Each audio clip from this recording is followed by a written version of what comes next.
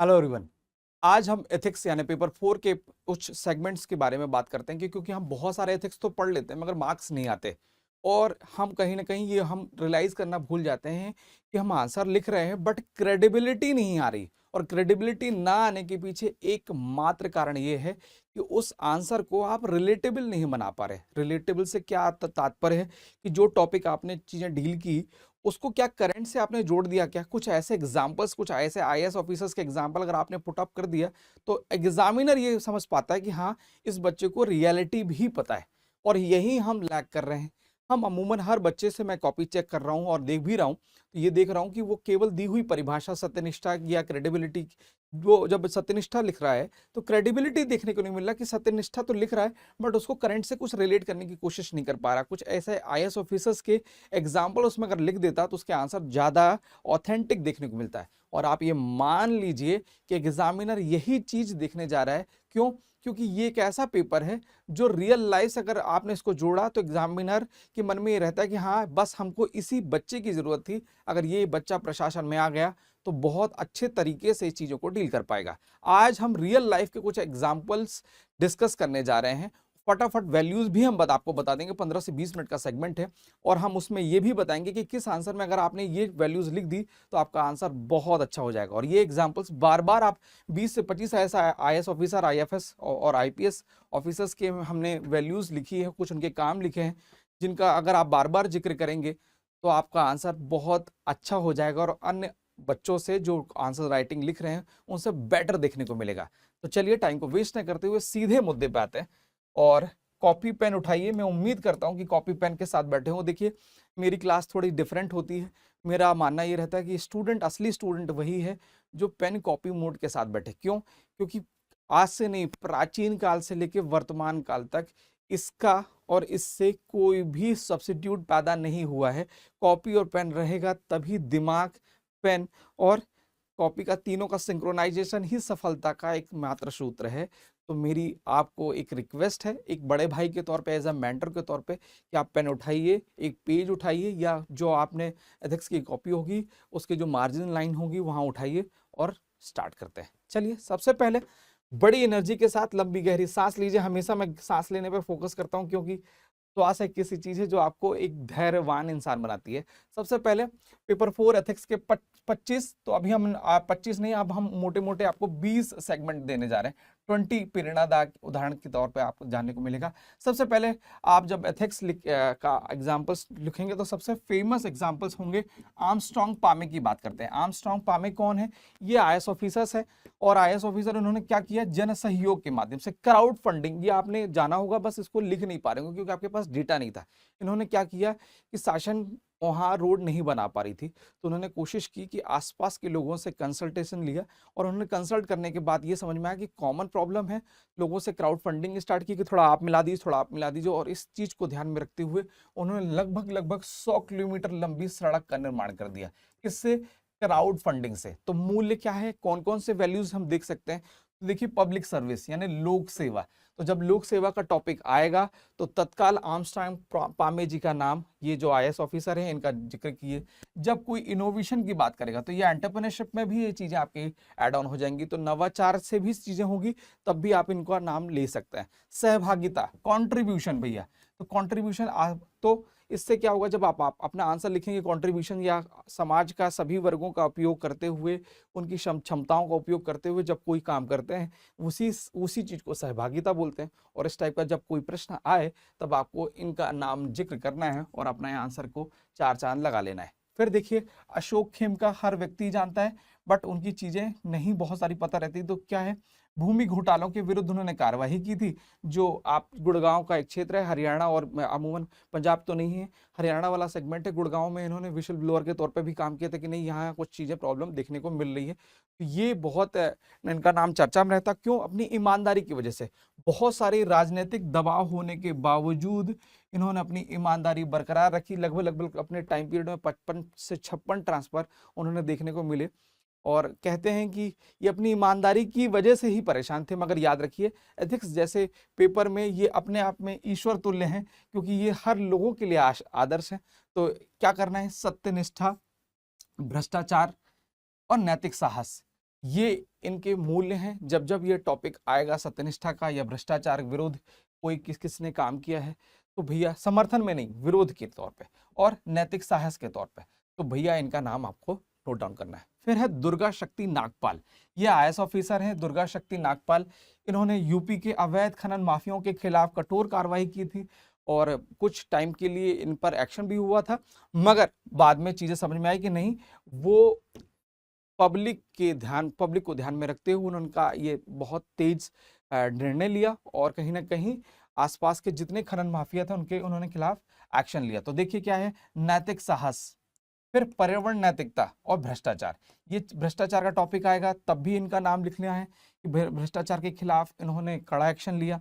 पर्यावरण नैतिकता क्या, क्योंकि चूंकि क्या है, ये खनन का मामला है और खनन का मामला है तो इसमें कहीं ना कहीं नदियों की जो नदियों की रेत है वो कहीं ना कहीं उसको मिसयूज किया जाता था, तो ये पर्यावरण नैतिकता का भी आ जाएगा और ये है नैतिक साहस का भी आ जाता है। फिर है टीएन शेषन, जो रिटायर्ड चुनाव आयोग के जो चेयरमैन हैं उनके तौर पर देखने को मिलेगा, चीफ होंगे।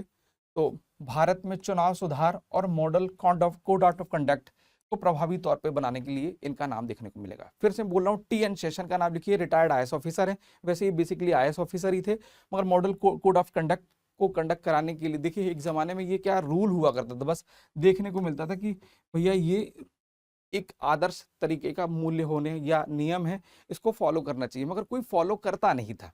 मगर ये इतने तेज आईएएस ऑफिसर थे, कहते हैं कि अपने रूल की वजह से और अपने स्ट्रिक्ट नेचर की वजह से ही पूरे भारत में छाए और उन्होंने सफलतापूर्वक चुनाव को कंडक्ट भी करवाया। तो क्या क्या हुआ, उत्तरदायित्व, निष्पक्षता और लोक सेवा जैसे मूल्य। इस जब जब आपने इन तीनों का जिक्र करेंगे, इन तीनों में कहीं कहीं ना जब जब जिक्र होगा तब आपको टीएन शेषन जी का नाम लेना है।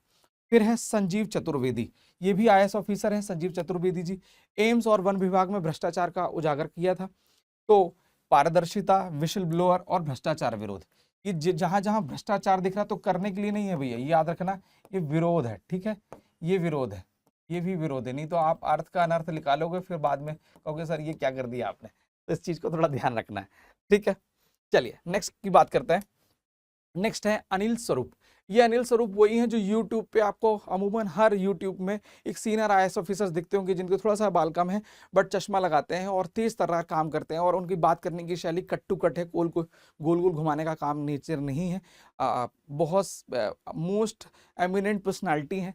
तो मैं कोशिश करूंगा कि इनकी फोटो डाल दूं तो आप इस चीज को रिलेट कर पाएंगे। तो अनिल स्वरूप जी क्या है, ये आईएएस ऑफिसर हैं, अब रिटायर्ड हो चुके हैं। कोल ब्लॉक था, कोल की जो माइंस होती हैं, खदानें होती हैं, तो बहुत अस्त व्यस्त होता था, तो उसको प्रॉपर क्या किया उन्होंने, डिजिटलाइज कर दिया और जो ऑक्शन था उसको भी पारदर्शी कर दिया। निविदा जो निकलती थी, कॉन्ट्रैक्ट निकलता था, उसको पारदर्शी बना दिया। तो कोल ब्लॉक आवंटन प्रक्रिया को डिजिटलाइज कर दिया और पारदर्शी बना दिया। एग्जाम्पल जब भी होगा तो ट्रांसपेरेंसी का, पारदर्शिता का एग्जाम्पल डालेंगे, सुधार का, कुछ रिफॉर्म करने का तो भी उनका एग्जाम्पल डालेंगे, और अकाउंटेबिलिटी, उत्तरदायित्व का भी जब भी कोई जिक्र होगा तो हमको नाम डालना है श्री अनिल स्वरूप जी का। ये आईएएस ऑफिसर हैं, रिटायर्ड हो चुके हैं, ठीक है। बात करते हैं यू सागाराम, ठीक है। यू सागाराम आईएएस ऑफिसर हैं, अवैध ग्रेनाइट खनन के खिलाफ इन्होंने कार्रवाई की थी। तो ईमानदारी, नैतिक साहस और लोकहित, ये तीन अलग अलग वैल्यूज अगर जब जब आपको देखने को मिले तो तत्काल आपको इनका नाम यूज करना है। क्या है, यू सागाराम। फिर है स्मिता सवरवाल, लड़कियों के लिए मोस्ट क्या कह सकते हैं, डिजायरेबल की नहीं, हर मुझे यहाँ तक पहुँचना है कि नहीं, हमको एक डिजायर है कि मुझे इस चीज को फुलफिल करना है कि नहीं, मैडम जैसा बन के दिखाऊंगी, है ना। आपके लिए मन में रहती, डिजायर रहती कि नहीं, मैडम की जैसा काम, मैडम की जैसी पर्सनालिटी, मैडम की जैसे बात करने का तरीका, मुझे भी ऐसा बनना है। तो ये सबके लिए एक आइडल के तौर पर देखने को मिलता है। आप सर्च करेंगे स्मिता सबरवाल, तो मैडम क्या है, फंड योर सिटी जैसी पहल से नागरिकों को शासन से जोड़ा। क्या है भैया, देखिए एक सिस्टम था कि शासन हर कुछ नहीं कर सकती है, तो बोलेंगे ये क्या बात कर रहे हैं, शासन कुछ नहीं करती, मगर अगर हम पब्लिक कंट्रीब्यूशन से कुछ थोड़ा थोड़ा अमाउंट ले लेते हैं और अपनी सिटी को ही कुछ अच्छा कर लेते हैं, तब उस चीज के लिए इनको चीजों को जोड़ा। तो उन्होंने क्या कि फंड योर सिटी जैसी पहल से नागरिकों को शासन से जोड़ दिया, नागरिकों ने कुछ पैसा मिलाया और अपनी ही शहर को खूबसूरत बनाने के लिए काम किया। तो स्मिता सग्रवाल जी का नाम देखने को मिलेगा। तो नवाचार इनोवेशन है, नागरिक केंद्रित जो शासन है उस पर भी नाम आएगा, लोक सेवा पब्लिक सर्विस भी इस चीज से आप जोड़ेंगे। फिर के जे अल्फोंस आईएएस ऑफिसर हैं, दिल्ली में अतिक्रमण हटाकर सार्वजनिक भूमि को मुक्त कराया। ठीक है, इनका भी नाम लिखिएगा, क्योंकि आप ऊपर के नाम तो आपको याद रहता है, मगर के जे अल्फोंस जी का नाम नहीं होगा, तो आप इनको देखिएगा। ये बहुत फेमस आईएएस ऑफिसर्स रहे हैं, बट ये है बस कि यूट्यूब पे देखने को नहीं मिलते। मेरा ये मानना है कि रिसर्च करके जब मैंने लाने की कोशिश की है, तो इस चीज को करिए। ठीक है, ये हैंड रिटन नोट्स हैं, कोई भी किसी सॉफ्टवेयर का यूज नहीं किया, ये मेरे हाथ से लिखे हुए नोट्स हैं, तो ये आपके काम आने वाले हैं। इसकी पीडीएफ में मैं आपको टेलीग्राम पे और यूट्यूब में लिंक मैं आपको दे दूंगा, तो उस पर आप उसको प्राप्त कर सकते हैं। कानून का पालन और सुशासन और नैतिक साहस, ये 3 वैल्यूज जो हैं वो कहीं ना कहीं आपको आंसर में अपने पुटअप कर दीजिएगा। तो कानून का पालन करना है कि क्या जो कानून के दिए हुए निर्देश हैं उसके अकॉर्डिंग अगर चीजें होंगी तो अगर सही है तो बिल्कुल आपको प्राप्त होगी, नहीं है तो आपको कड़ा एक्शन लेना पड़ेगा। और कड़ा एक्शन का मतलब है के जे अल्फोंस। ठीक है, सुशांत गुड गवर्नेंस की बात क्यों, गुड गवर्नेंस क्यों, क्योंकि ये बात याद रखिए कि केवल जो शासन की नीतियां हैं केवल बड़े इंसान के लिए नहीं है, आम आदमी के लिए भी है, गरीबों के लिए भी। और उसमें क्या हुआ कि दिल्ली में बाहर के लोग बांग्लादेशीज हैं और ये आसपास के लोगों ने शासन की जमीन पे कब्जा कर लिया था, मगर शासन को यहाँ डेवलपमेंट कराना था एक, और छोटे छोटे लाइट हाउस प्रोजेक्ट होते हैं, छोटे छोटे घर जो होते हैं उनको बनाने का काम था, मगर इस पे लोगों ने कब्जा कर लिया था। तो इसको हटाने के लिए उन्होंने कड़ा एक्शन लिया और रिजल्ट सामने है। फिर बात करते हैं एस आर शंकरन है। एस आर शंकरन का नाम आपको नहीं मिलेगा, मगर देख लीजिए जो बहुत कमजोर वर्ग हैं, आईएएस ऑफिसर है, कमजोर वर्गों के कल्याण के लिए इन्होंने आजीवन काम किया है। तो ये एक बड़ा इंपॉर्टेंट नाम है। मूल्य क्या है, करुणा कंपैशन है, सामाजिक न्याय सोशल जस्टिस है, मानवता ह्यूमैनिटी, इस पर काम किया। मूल्यता देखिएगा, जो हमारा वंचित वर्ग है, कमजोर वर्ग है, उनके हितों के लिए काम किया।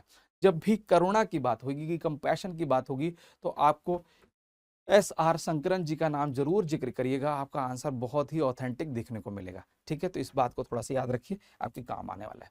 फिर बात करते हैं प्रशांत नायर, आईएमपी है प्रशांत नायर, ये भी आईएएस ऑफिसर है। अब क्या किया है देखिएगा, जब जब बारिश का सीजन आता है तो केरल में क्राइसिस देखने को हमेशा ही मिलता है, और उन्होंने क्या किया, केरल में जब बाढ़ आई थी तो बाढ़ को बहुत अच्छे से मैनेज किया था। जब जब याद रखिएगा आपदा आती है तो आपदा वाले टाइम पीरियड में आप पढ़ते होंगे कि आपदा के पहले, आपदा के समय और आपदा के बाद 3 प्रकार से काम किया जाता है, और इस चीज को उन्होंने बहुत अच्छे तरीके से फॉलो किया और केरल में आई हुई बाढ़ का प्रबंधन किया और उत्कृष्ट नेतृत्व करके। और उन्होंने थोड़ा सा क्या है, संवेदनशीलता भी उनके अंदर भरी थी कि नहीं, लोग परेशान दिख रहे हैं तो वो परेशान नहीं होना चाहिए। देखिए, असली ज्ञान का मतलब क्या है, आपके ज्ञान का मतलब ये है कि आपके ज्ञान से वंचित वर्ग का लाभ हो रहा है क्या। अगर वंचित वर्ग का लाभ हो रहा है, समाज के सबसे अंतिम वर्ग जो बैठा हुआ है जिसको कुछ भी योजनाओं के बारे में पता नहीं है, अगर उसका लाभ हो रहा है तो आपकी जीत है, आपकी ज्ञान की जीत है, और यही जीत इन्होंने की। ठीक है, एग्जाम्पल क्या है, करुणा, नेतृत्व और आपदा प्रबंधन। तो आप इसको डालिए अपने आंसर्स में, आपके आंसर आपको बहुत अन्य लोगों से डिफरेंट देखने को मिलेंगे। फिर ये तुकाराम मुंडे जी हैं, तुकाराम मुंडे जी ये भी आईएएस ऑफिसर है। अब ये अपने अनुशासन और सादगीपूर्ण जीवन शैली के लिए फेमस है, तो अपने अनुशासन, सादगीपूर्ण और लोक सेवा, ये भी इनका नाम। फिर आता है किरण बेदी जी, रिटायर्ड आईपीएस ऑफिसर हैं। ठीक है, और पूर्व राज्यपाल रह चुकी हैं। तो ये तिहाड़ जेल सुधार, अब चूंकि आईपीएस है, पुलिस सर्विसेज से जुड़ी हुई है, तो उन्होंने पुलिसिंग के क्षेत्र में बहुत अपना कंट्रीब्यूशन दिया। तो खासकर तिहाड़ जेल में सुधार किया। देखिए उस टाइम पीरियड में बिना बताए, बिना कारण के लोगों पर एक्शन हो जाता था और वहीं की वहीं जेल में मौत हो जाती थी या हत्या हो जाती थी। तो उन्होंने क्या किया, इसमें जेल में सीसीटीवी लगवाने के काम किया कि नहीं, अब ये जो अनएथिकल एक्टिविटीज़ हैं वो नहीं होगी, तो जेल में सुधार कराया, नशा मुक्ति कराया। और नशा मुक्ति ऐसा नहीं कि फोर्सफुली, नहीं, विश्वास में लेकर, परिवार की कोई घटनाक्रम को दिखा करके नहीं, परिवार भी आपसे जुड़ा हुआ है। नशा पत्ती अगर आप करेंगे तो कहीं ना कहीं पूरा परिवार खराब होगा, आपके बच्चे खराब हो जाएंगे। और याद रखिए, जब चीज़ें बच्चों से आ जाती है तो अच्छे अच्छे नशाखोर भी सरेंडर हो जाते हैं। तो ये काम उन्होंने किया।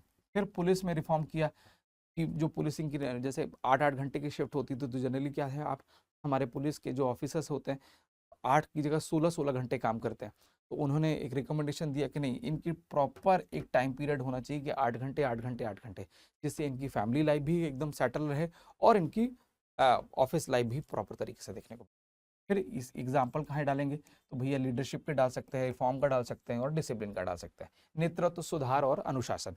फिर है रवि भगत, ये भी आईएमपी हैं, ये आईपीएस ऑफिसर हैं, कमजोर वर्गों के अधिकारों की रक्षा करते हैं। हमेशा यूट्यूब पे भी देखने को मिलेगा रवि भगत सर का नाम। तो कमजोर वर्ग के जब जब कुछ प्रॉब्लम देखने को मिलेगी तो मुखर होकर बात करते हैं कि नहीं, हमें ये गलत लग रहा है, ये चीज़ें अप्रोप्रिएट होनी चाहिए, तो आपको तुरंत तत्काल आपको डालना है। अब क्या डालोगे, तो इसमें वैल्यूज कौन कौन सी है, मानव अधिकार डालना है, करुणा डालना है और लोक सेवा डालना है। ठीक है, अब देखिए लोक सेवा, करुणा और सुधार, अनुशासन अमूमन सभी आईपीएस ऑफिसर या आईएएस ऑफिसर में दिखते हैं। तो आप कॉमन एक अनुशासन या लोक सेवा का या सुधार लिखिएगा। जैसे लिख लिया आपने अनुशासन, डिसिप्लिन, ठीक है, अनुशासन को ये करिए। और जितने आईपीएस ऑफिसर हैं, आईएएस ऑफिसर हैं, सबका नाम लिख लीजिए। तो जिसका भी अगर 2 या 3 नाम भी अगर आपने अनुशासन का कैरी कर लिया तो आपकी जीत है। तो इस तरीके से भी चीज़ों को रिवाइज किया जा सकता है। नेक्स्ट है ई श्रीधरन, और ई श्रीधरन को मुझे लगता है कि ये अच्छे अच्छे लोग जानते हैं। ठीक है, मतलब इसलिए जानते हैं क्योंकि मेट्रो, जो नाम सुनेगा आदमी कि दिल्ली मेट्रो या जयपुर की मेट्रो या इंदौर की मेट्रो, तो यही याद दिया आएगा कि नहीं, एक भारत में एक ऐसा व्यक्तित्व था जिसने मेट्रो को धरातल पे, सपनों से धरातल पे उतार दिया, वो है श्रीधरन।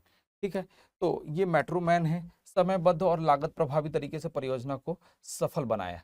अब देखिए क्या है कि क्या विशेषता थी, ये केवल काम को काम के तौर पे नहीं देखते थे, एकदम लक्ष्य बना लेते थे और टास्क बना लेते कि अगर हमने जब अटल बिहारी वाजपेयी जी ने पहली बार दिल्ली मेट्रो का काम सौंपा, तो उन्होंने बोला कि कुछ लोगों ने, आईएएस ऑफिसर्स ने बोला कि सर नेक्स्ट तो इम्पॉसिबल है, यहाँ बस तो चल ही नहीं रही है, तो मेट्रो चलाना तो बहुत ही बड़ी बात है। मेट्रो मैन जी से, मतलब मेट्रो मैन तत्कालीन उनका नाम नहीं था, श्रीधरन जी से बात हुआ, उनको बुलाया गया कि क्या किया जा सकता है। तो उन्होंने कहा कि सर एक बार मुझे समय दीजिए, 1 महीने में मैं प्रॉपर तरीके से रिसर्च करके पूरा फील्डिंग कैसा क्या चैलेंज आने वाला है, ये पूरी फील्डिंग सेट करता हूँ और फिर मैं आपको रिपोर्ट पेश करता हूँ। और उन चीज़ों प्रॉपर तरीके से प्लानिंग की, उन्होंने बोला कि हाँ सर एग्जीक्यूट हो सकता है, मुझे ये चीज़ें चाहिए।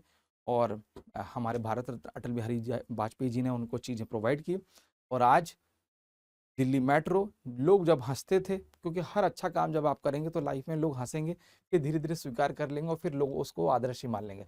यही काम हुआ दिल्ली में। अगर लाइफ लाइन है तो वो दिल्ली मेट्रो है, इस बात को आप दिमाग में रख लीजिए। बस हर चीज़ में थोड़ा चैलेंजेस आता है, मगर इन्होंने चैलेंजेस उनको पसंद था और उन्होंने बोला कि सर हम एग्जीक्यूट करके दूंगा, और सबसे बड़ी बात टाइम पीरियड में करके दूंगा कि इतना समय आप मुझे दीजिए, 5 से 6 साल या 7 साल का, और 7 साल में मैं एग्जीक्यूट करके दूंगा। हर दिन की आपको रिपोर्टिंग मिलेगी पीएमओ में, और वो चीज़ें की।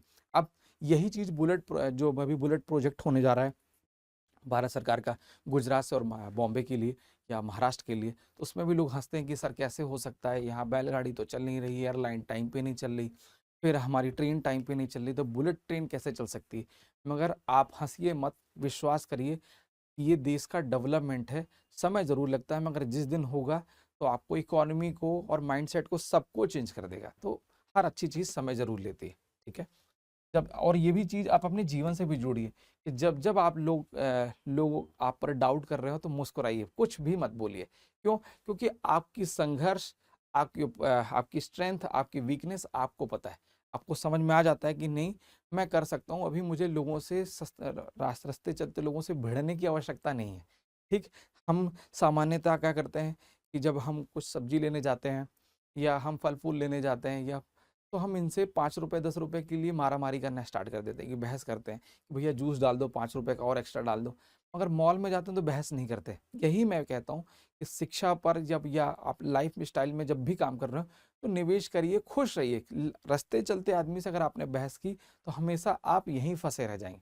जब आपका विजन सिलेक्शन लेना है तो रास्ते चलते या लाइब्रेरी वाले से बहस करने की जरूरत नहीं है कि सर 5 रुपए कम कर दीजिए, 50 रुपए नहीं।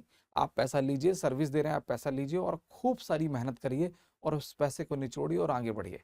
ठीक है, मगर मेरा फिर से आपको ब्रदर के तौर पे, एज ए टीचर के तौर पे, हमारा हमेशा सजेशन ये रहेगा, चैंपियन स्क्वायर का भी सजेशन रहेगा कि टेस्ट सीरीज पर, कोचिंग पे, या जब छोटे छोटा अमाउंट जो हम बचाने की कोशिश करते हैं, नहीं, आप फटाफट उनको बोलिए कि ये लीजिए, सर्विस दीजिए और मुझे खूब सारी मेहनत करने की अपॉर्चुनिटी दीजिए। आप इस तरीके से सोचेंगे तो मैं दावे के साथ बोल सकता हूँ, ऐसा नहीं है कि कोचिंग की फीस की प्रमोशन कर रहा हूँ, ऑल ऑफ द टाइम जो जो छोटी छोटी चीज़ों में हम मोमोज खाते हैं तो पैसे बचाने की कोशिश नहीं करते, हमें मोमोज सस्ता लगता है, मगर हम 50 रुपये का पेन खरीदते हैं तो हमें बड़ा महंगा लगता है। बस यही माइंडसेट को मैं बोल रहा हूँ कि 50 रुपये का पेन ज़्यादा आपके लिए हेल्पफुल है मोमोज के कंपैरिजन में। इस बात को देखिए कि आपके लिए क्या काम का है, जो काम का है वही आपकी ज़िंदगी को बनाएगा। ठीक है, बात करते हैं अरविंद केजरीवाल जी, जो दिल्ली के एक्स सीएम हैं।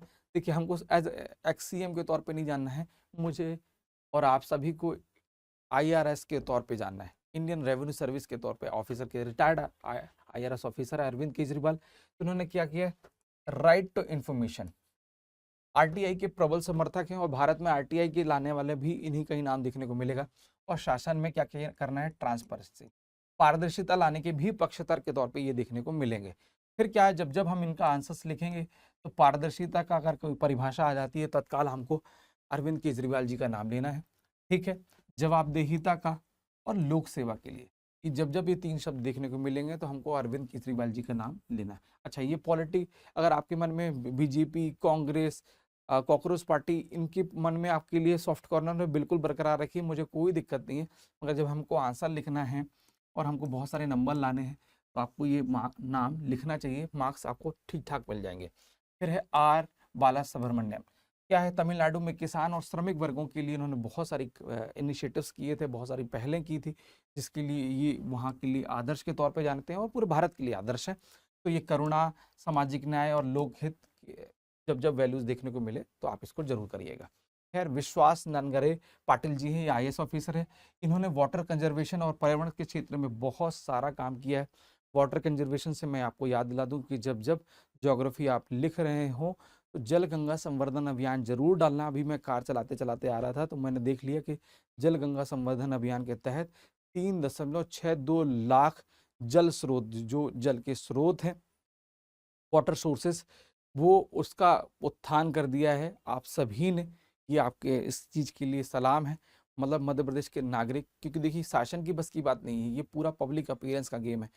पूरा जन समुदाय ने बहुत सारी मेहनत की और जल गंगा संवर्धन अभियान को सफल बनाया। और 3.5 लाख जल स्रोत को फिर से आपने उन्नत कर दिया, साफ सुथरा कर दिया।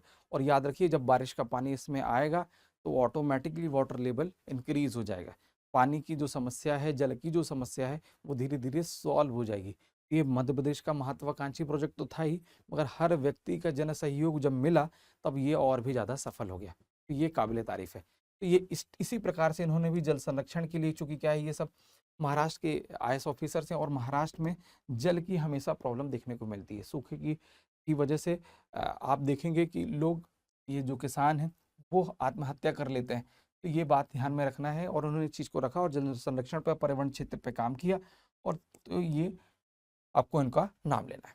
फिर है डॉक्टर के श्रीनिवासन जी हैं, आईएएस ऑफिसर हैं, और आप ये जानेंगे परमाणु ऊर्जा केंद्र है तो कुंडलकुलम परियोजना, ठीक है, कि मैं पारदर्शिता, जब जब उसको क्या, जब बनने की बारी थी, जब बना रहे थे तो बहुत सारे कुछ करप्शंस देखने को मिले, मगर जब ये इनकी पदस्थापना हुई तो वो पूरा की पूरी ये परियोजना एकदम ट्रांसपेरेंट हो गई। ईमानदारी से पूरी की पूरी ट्रांसपेरेंसी जब देखने को मिली तो वो परियोजनाएं अपनी लागत से कम पैसे में ही बन के रेडी हो गई। ठीक है, जनहित को इन्होंने प्राथमिकता दिया। इनका ये मानना था कि ये जो पैसा है, ये मेरा पैसा नहीं है, शासन का पैसा नहीं, ये जनता का पैसा है। जब जनता का पैसा है तो पूरा एक एक रुपए का हिसाब, पाई पाई का हिसाब जनता को पता होना चाहिए। और इसीलिए कुंडलकुलम परियोजना जब जब देखने को मिलेगी तो इनका नाम आपको, डॉक्टर के श्रीनिवासन जी का नाम भी याद कर दो। तो फिर किस चीज़ के लिए फेमस है, तो अपनी ट्रांसपेरेंसी के लिए फेमस है, जनहित के लिए और उत्तरदायित्व के लिए। और अंतिम आलोक कुमार हैं, आलोक कुमार आईएफएस हैं, ठीक है, यानी इंडियन फॉरेन सर्विस नहीं, फॉरेस्ट सर्विस है। तो टाइगर प्रोजेक्ट और वन जीव संरक्षण के उल्लेखनीय उन्होंने प्रयास किए। तो पर्यावरण नैतिकता से जब जब टॉपिक आएगा, इन्वायरमेंटल एथिक्स का जब हम जिक्र करेंगे, तब आपको इनका नाम जरूर आपको डालना है। वन जीव संरक्षण के लिए भी आपको इस चीज़ का नाम मेंशन करना है। जाते जाते मैं एक चीज़ आपको जरूर बता दूं कि जब आप तैयारी कर रहे होते हैं तो मन में बहुत सारी उथल पुथल आपके मन में चलती रहती है कि होगा कि नहीं होगा, होगा कि नहीं होगा। इस सब चीज़ से थोड़ा सा हट जाइए। आप डिसाइड कीजिए कि मेरा कंट्रोल आज पर है या कल पर है, आने वाले 6 महीने पर हम एक प्लान बना लेते हैं। तो कंट्रोल जिस चीज़ पर है उस पर सोचिए। ये मत सोचिए कि पापा परेशान है, पापा को बीमारी है, ये है, वो मत सोचिए। ये बहुत जब आप कुछ अच्छा करने की कोशिश करते हैं तो यही दिमाग में चलना स्टार्ट हो जाता है। मगर जब आप मस्ती कर रहे होते हैं तो आपके दिमाग में ये चीज़ें नहीं आती। तो मेरा आपको संदेश है कि जब आप लाइफ में मेहनत कर रहे हो तो थोड़ा-सा क्रिस्टल क्लियर तरीके से मेहनत करें कि छोटी-सी एक डायरी मेंटेन करें। डायरी मेंटेन में प्रॉपर तरीके से चीज़ों को नोट डाउन करें कि मुझे आज ये टू डू लिस्ट बोलते हैं जिसको, कि आज मुझे ये टॉपिक, ये टॉपिक, ये टॉपिक डन करना है। ये डन हो गए, तब उसको रिवॉर्ड के तौर पे आप पार्क चले जाइए, थोड़ा-सा क्रिकेट खेल लीजिए, बैडमिंटन खेल लीजिए, घूमिए, अपने आप पर काम करिए। मैं कल यही लोगों से डिस्कस कर रहा था कि सामान्यतः हम हर व्यक्ति, जो आम आदमी जो आप देख रहे होंगे, हम भी शामिल हैं, हम सब शामिल हैं। हम दूसरों का भला कर रहे हैं, मगर खुद का भला करने की कोशिश नहीं कर रहे हैं। हमें सबसे ज़रूरत है खुद पर काम करने की। खुद पर काम करेंगे कि हर दिन अपनी जो अच्छी-अच्छी चीज़ों पर काम करना है, स्किल पे काम करना है, आंसर राइटिंग पे काम करना है, प्रेजेंटेशन पे काम करना है। टारगेट बना लीजिए कि मुझे आज एक यूनिट जो ये अगर ज्योग्राफी की या पॉलिटी की है, तो मुझे उसको कंप्लीट करना है 3 से 4 घंटे में। अब हो क्या रहा है, उस यूनिट को हम पूरा दिन खराब कर देते हैं। नहीं, जब आप टेस्ट देने जाते हैं या एग्ज़ाम देने जाते हैं तो रात भर में जब 10 यूनिट प्रिपेयर हो सकती है, तो 3 घंटे में 1 यूनिट क्यों नहीं प्रिपेयर हो सकती? बस हम अपने आप को बेचारा बोलने की कोशिश करते हैं और इस बेचारा बोलने की कोशिश के चक्कर में हम चीज़ों को अच्छे तरीके से बना ही नहीं पाते। तो मेरा ये आपको संदेश है कि थोड़ा अपने आप के लिए निष्ठुर हो जाइए, मेहनत करिए, एक दिन नाम आपको ज़रूर देखने को मिलेगा। तो चैंपियन स्क्वायर हर कदम में ऐसे ही आपको कुछ ना कुछ वीडियोज़ ज़रूर देता रहेंगे। मिलेंगे नेक्स्ट वीडियो में, तब तक के लिए स्टे ट्यून्ड। जय हिंद, जय भारत, जय मध्य प्रदेश।